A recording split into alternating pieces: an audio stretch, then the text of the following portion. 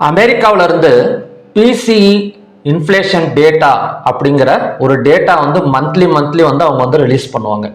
இந்த PCE டேட்டாங்கிறது என்ன அப்படின்னா பர்சனல் கன்சம்ஷன் எக்ஸ்பெண்டிச்சர் அப்படின்னு சொல்லுவாங்க. அதாவது அமெரிக்காவில் இருக்கிற பொருட்களோட பண வீக்கத்தை வந்து மதிப்பிட்டு தான் ஸோ இந்த டேட்டா வந்து மந்த்லி வந்து அவங்க ரிலீஸ் பண்ணுவாங்க.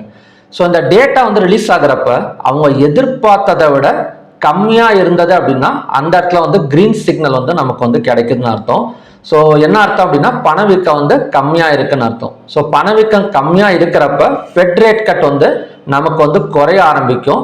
ஸோ அந்த டைம்ல வந்து பார்த்தீங்க அப்படின்னா கோல்டோட ரேட் எல்லாம் பார்த்தீங்க அப்படின்னா நமக்கு வந்து இன்க்ரீஸ் ஆகும். ஓகேங்களா? அதே மாதிரி அவங்க எதிர்பார்த்ததை விட அதிகமாக வந்துச்சு அப்படின்னா பணவீக்கம் வந்து அதிகமாக இருக்குன்னு அர்த்தம். அந்த டைம்ல ஃபெட் வந்து ரேட் கட்டை வந்து குறைக்க மாட்டாங்க, இன்க்ரீஸ் பண்ணுவாங்க, இல்லைன்னா அன்சேஞ்சில் வச்சிருப்பாங்க. ஸோ இந்த மாதிரி டைம்லலாம் பார்த்தீங்க அப்படின்னா கோல்டோட ப்ரைஸ் வந்து நமக்கு வந்து குறைய ஆரம்பிக்கும். ஓகேங்களா?